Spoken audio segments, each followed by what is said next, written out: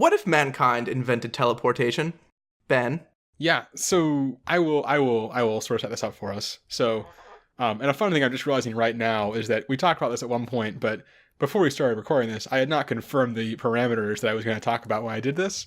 So I'm going to go ahead and start saying them, and you guys can jump in if I suddenly trample over everything you have planned.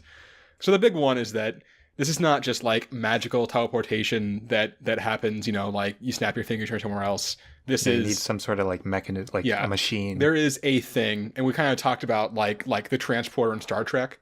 It's not more Star Trek, less Hagrid. Yeah, exactly. Yeah. And like the important thing is that it is a like an installation, It's not like a little handheld device that you carry with you. It's not, Right, it's like a room in your house or something. Exactly, yeah. And then obviously there is an energy cost associated with it. It's not free, which I didn't go too deep into it. I think Marcus is going to talk about energy cost more. Yep, I'll do that. I sort of just in general, thought about the fact that the energy cost is going to be, sort of relative to the mass that an object is being teleported and the distance that it is going.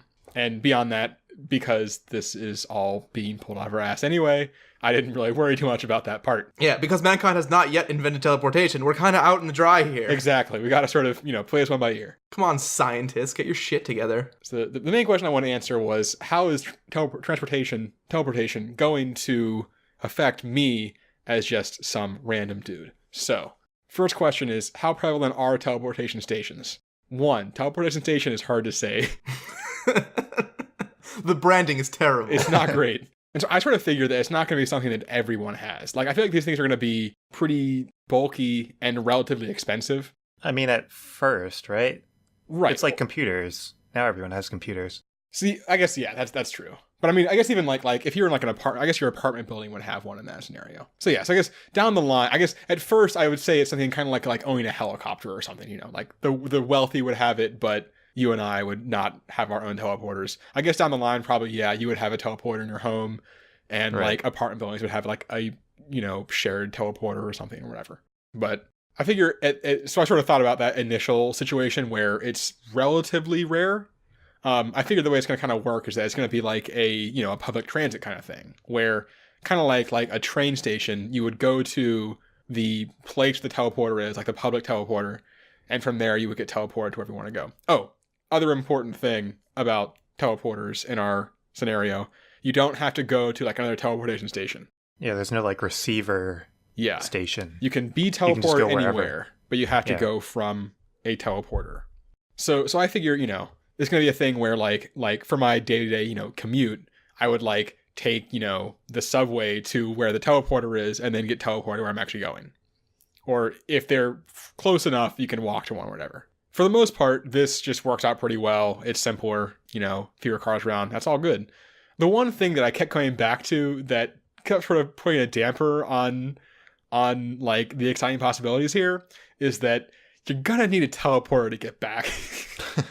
Which kept kind of biting me. So like the thing I was thinking is like living in the city, the teleportation thing's not a big deal. Like if I live in a suburb of Boston, if I worked in Boston, it'd be great. Like right now, using Boston as an example, if I worked in the city, there's a T-stop, which is the Boston, subway, like an 8-minute walk from me. I can get anywhere in the city pretty easily. It'd be the same thing with teleportation. I would walk to a teleport where I'm going in Boston. There's going to be a teleporter nearby, walk there, come home. Super easy. Using my actual job, I work about 30 miles outside of Boston in a very like suburban industrial park kind of area. And using Boston's public transit example, there is a commuter rail stop like a few miles away. So that's not necessarily the most convenient option. And even if like it gets to the point where it really has to get to the point where like every building has one before it's actually super convenient. So it's still going to be pretty annoying a lot of the time at first, I think, which is kind of a letdown because teleportation should be really cool, but eventually it'll get there. Well, we do have a penchant for ruining things. We do. It's, yeah, we give these whimsical scenarios and then tell you how they actually suck. It's kind of our MO. So I think day-to-day life, that's kind of, eventually it'll be great. At the beginning, it'll be kind of annoying, but still better, I guess, because you also, once you're at the teleporter, you have no transit time. I'm figuring it's, pretty much instantaneous. So that's cool. but definitely some growing pains until the technology is fully adopted. The one that got more interesting to me thinking about was actually like going on vacation and stuff. Like your trip to Trinidad. Like my trip to Trinidad. Which, once again, it's basically, at the start, it's actually super easy because it's just like, you go to the airport, you would go to the teleporter, you get teleported there. The one place where this gets tricky, once again, is that I was thinking about, so what if you want to go to, say, the top of a mountain? You get up there. Now you're just there. There's definitely not a teleporter there. A lot of people will teleport to the top of Everest and then just die there. Then they're just going to die immediately. There's going to be a pile of bodies on the top of Everest. Yeah, because Well, I think people were just smart enough not to do that. Man, I don't know. People are real dumb. If I've learned one thing in my time on this planet, it's that people are real dumb sometimes. I could parachute out of a plane, but I don't. I like the plane take me to an airport where planes are there to take me back. The difference is, though, jumping out of a plane with a parachute requires a lot more forethought than if you just walk to your friendly neighborhood teleporter and just punch in, a location. So I can see the possibilities. I definitely think people will do it. Oh yeah. The thing I started thinking about was there is going to be a pretty high energy cost on this probably. So I started wondering, is it actually really more efficient to do the teleporter? And I think it's actually really hard for it not to be because, obviously a plane uses energy too in the form of, fuel. But a lot of that fuel costs is going to just, moving the actual goddamn plane. So a 747 weighs between 735 and 970,000 pounds. And a typical 3-class layout fits 416 passengers. So if you say that the average person's 180 pounds, and on average someone will have 50 pounds of luggage, which is probably high, but screw it, whatever. You're only going to have 95,000 pounds of passengers/luggage, which is only 10% of the weight you're actually moving.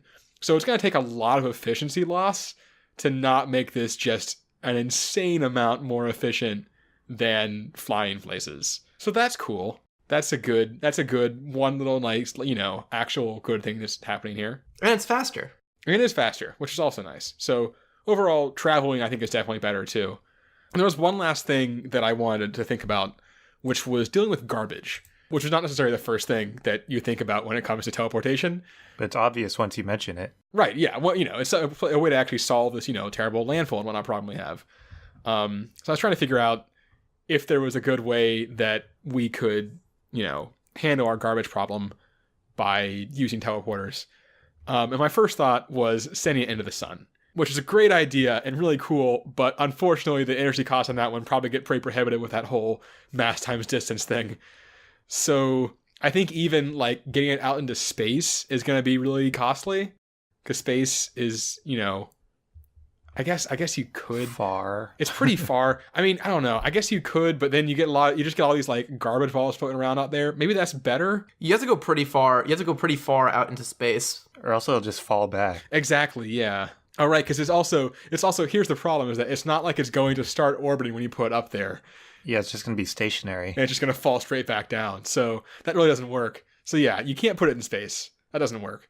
The other thing I looked into was putting it in volcanoes, which I thought might be promising because a lot of the reason that this is a really dumb idea is that it's really hard to take stuff to the top of a volcano, which is much easier with a teleporter, obviously. But it turns out that also, you get a lot of issues with when it burns up, it's releasing a bunch of shit back up into the atmosphere. So you really shouldn't do that. Don't burn trash. It's a bad idea. Was there just a bunch of posts why don't we just throw our trash in volcanoes? There was a Popular Science article I read that was literally called, "Why don't we just throw all our garbage into volcanoes?"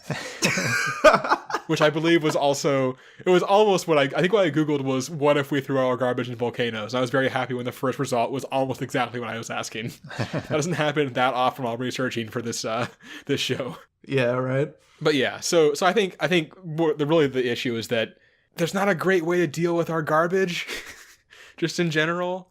I think it does. There's easier things we can do, where we could do underground landfills. That still sucks. It's still a landfill. What if you teleport it into the Earth's core? Yeah. I guess how far away? I guess that would work. Is the Earth's core? The Earth's core is, I think, about as far away as the nearby spaces. Isn't the Earth's core also solid?